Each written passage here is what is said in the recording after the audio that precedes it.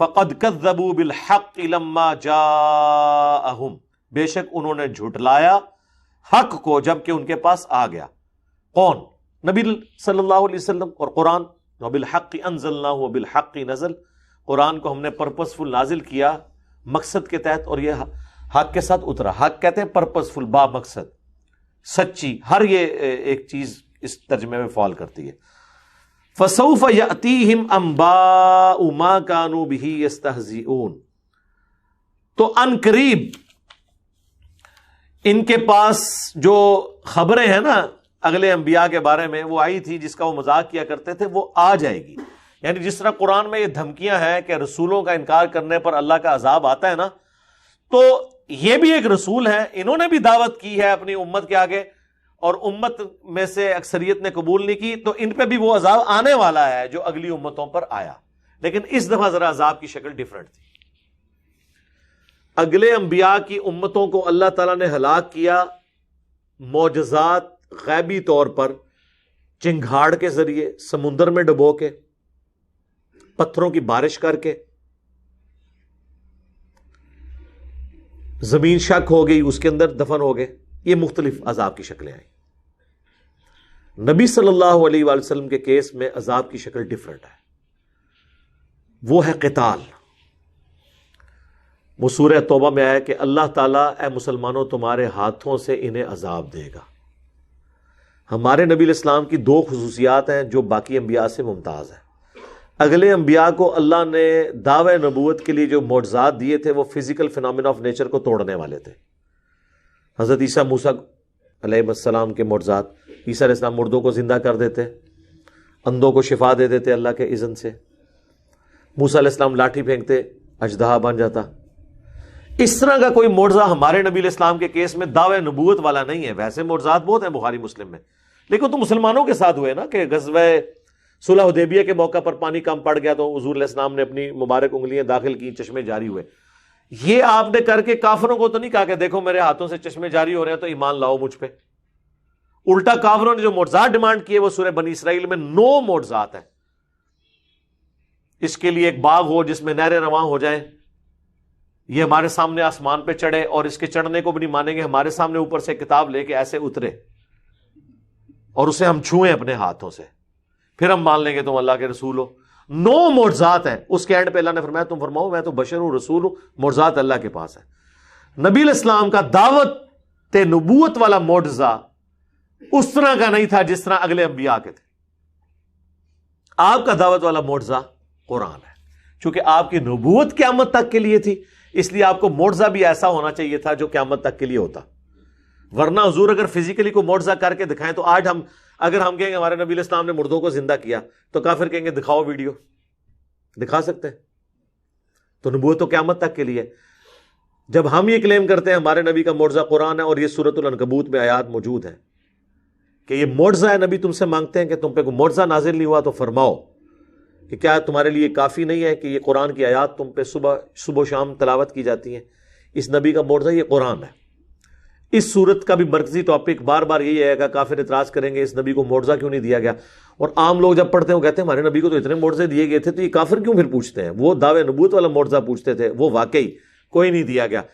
حتیٰ کہ کافروں نے یہاں تک ڈیمانڈ کی کہ تم ہمیں خود ہی بتاتے ہو، موسیٰ علیہ السلام کے دین کو تم آگے لے کے چل رہے ہو، عیسیٰ علیہ السلام کے تو ان کے زمانے میں تو آسمان سے ایک غیبی آگ آتی تھی اور قربانی کو اٹھا کے کھا جاتی تھی، تم بھی یہ معجزہ کر کے دکھاؤ، مردوں کو زندہ کر کے بتاؤ۔ سورۃ الانبیاء کے سٹارٹ میں تو اللہ نے سب، کیا اگلے لوگ ایمان لے آئے تھے؟ نبی کا معجزہ قرآن ہے، انا نحن نزلنا الذکر وانا لہ لحافظون، اور یہی وجہ ہے کہ قرآن محفوظ ہے۔ باقی انبیاء کی کتابیں اس لیے محفوظ نہیں، وہ بھی اللہ کر سکتا تھا، اس لیے کہ وہ قیامت تک کے لیے پیغمبر نہیں تھے، اور نہ وہ معجزہ قیامت تک کے لیے تھا۔ یہ معجزہ قیامت تک کے لیے اللہ نے اسے محفوظ کر دیا۔ تو ہمارے نبی کی 2 خصوصیات کیا ہیں؟ معجزہ ٹینجیبل فارم میں، فزیکل فینومینا آف نیچر کو توڑنے والا نہیں ہے، دعوی نبوت والا، بلکہ قرآن ہے۔ اور دوسری خصوصیت یہ ہے کہ ہمارے نبی صلی اللہ علیہ وآلہ وسلم کے کیس میں آسمان سے چنگھاڑ نہیں آئی، سمندر میں کافر غرق نہیں ہوئے، پتھروں کی بارش نہیں ہوئی۔ صحابہ کی تلواریں اللہ نے کافروں میں مسلط کی، اور وہ بھی 23 سال کے بعد، فائنل جو طلقاء کے لیے، اس میں سے بھی اکثر لوگ ایمان لے آئے۔ غزوہ بدر آپ دیکھ لیں، وہ بھی 15 سال بعد ہوئی ہے، 13 سال مکی دور اور 2 سال مدنی دور. تو اللہ نے پھر سورہ الانفال میں فرمایا نا، عذاب مانگتے تھے، لو عذاب آ گیا. یہ عذاب کی پہلی قسط ہے غزوہ بدر. تو یہ ایک مرکزی ٹاپک قرآن کا پتہ ہونا چاہیے آپ کو کہ ہمارے نبی علیہ السلام کا جو معجزہ ہے وہ قرآن ہے. دوسرا، ہمارے نبی علیہ السلام کے کیس میں اللہ کی طرف سے عذاب جو آیا ہے مشرکین عرب کے انکار کرنے پر، وہ تلوار مسلط ہوئی ہے. اور اسی کی بنیاد پر صحابہ کرام نے رومنز اور پرشینز کے اوپر چڑھائیاں کی ہیں، کیونکہ ان کو نبی علیہ السلام نے خط لکھے تھے. تو حضور تو پوری انسانیت کے لیے پیغمبر بنا کے بھیجے کہ ایٹ لیسٹ جن کو آپ نے خود دعوت دی ہے، اگر وہ ایمان نہیں لاتے تو اللہ کی سنت ہے کہ قوم عاد نے انکار کیا تو عذاب آیا، قوم سمود نے انکار کیا تو عذاب آیا، قوم موسیٰ نے انکار کیا، فرعونیوں نے تو عذاب آیا. ہمارے رسول کا بھی تو انکار کیا نا لوگوں نے، ان پہ عذاب نہیں آنا تھا، آیا. غزوہ بدر، خندق، فتح مکہ، قادسیہ، یرموک، یہ سارے عذابات ہیں اللہ کے. وہ سورہ توبہ میں آیا کہ اے مسلمان تمہاری تلواروں سے ہم انہیں عذاب دیں گے. تو اس لیے یہ مکی سورت پڑھتے ہوئے یہ چیز بار بار آئے گی. تو یہ جو اللہ تعالیٰ ہمارا نا کہ ان قریب جو خبریں تمہارے پاس اگلے انبیاء کی آئیں نا، تو یہ سب کچھ ہونے والا ہے تمہارے ساتھ بھی. جو تم مذاق اڑاتے تھے اور وہ کہتے تھے کہ اے نبی لے آؤ عذاب، جو ہمیں اتنے عرصے سے سنا رہے ہو کہ رسول کا انکار کرنے پہ فلاں قوم ہلاک ہوئی، تو ہم تو کون ہی ہلاک ہو رہے، تو واقعی ہو بھی نہیں تھے. 15 سال بعد پھر ہلاک ہوئے نا، 70 سردار مرے نا غزوہ بدر میں، اور اتنے قیدی ہو گئے. اور قریش مکہ کا ایک بندہ، ایک سردار مرنا، وہی ان کے لیے بڑا. وہ تو اپنے آپ کو ڈان سمجھتے تھے عرب کا، ان کی تو ٹکر کا کوئی نہیں تھا، ان کے تو قافلے کو نہیں لوٹتا تھا، کیونکہ حرم مکہ کی ان کے پاس تولیت تھی، متولی تھے وہ.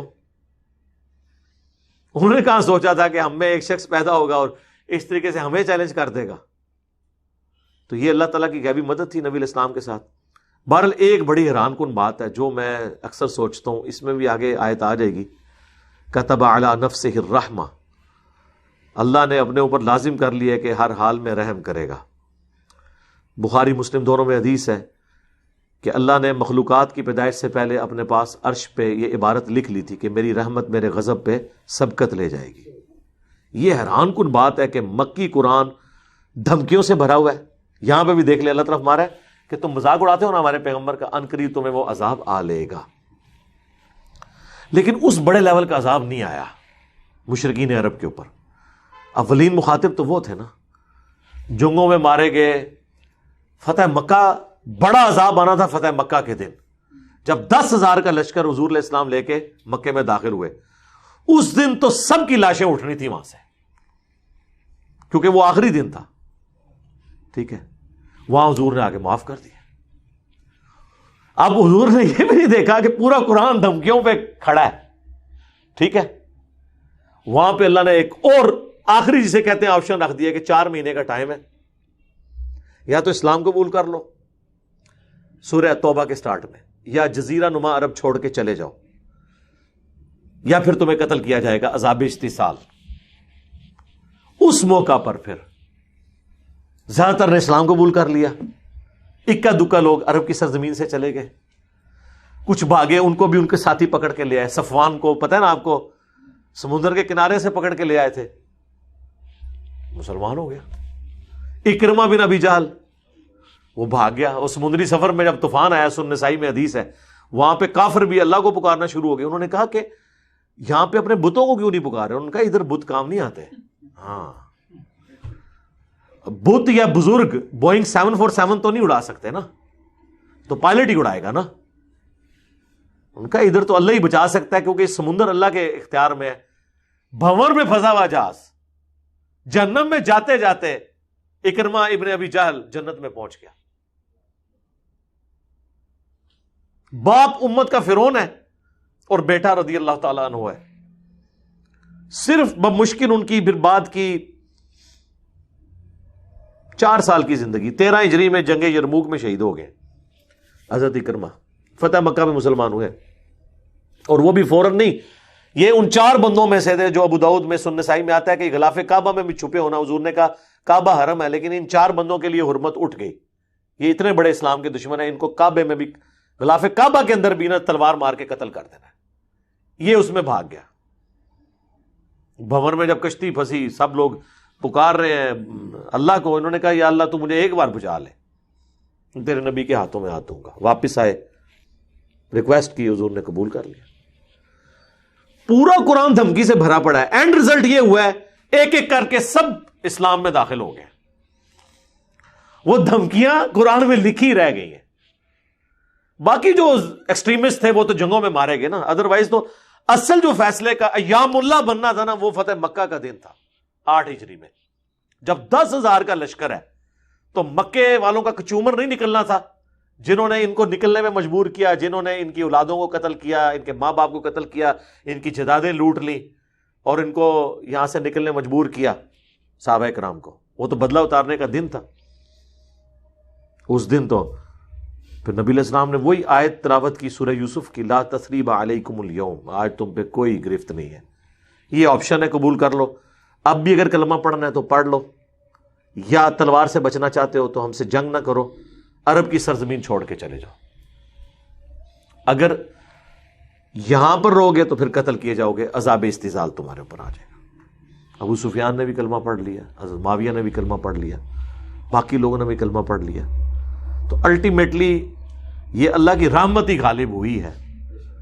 اگر دیکھا جائے تو ان لوگوں نے اسلام قبول کر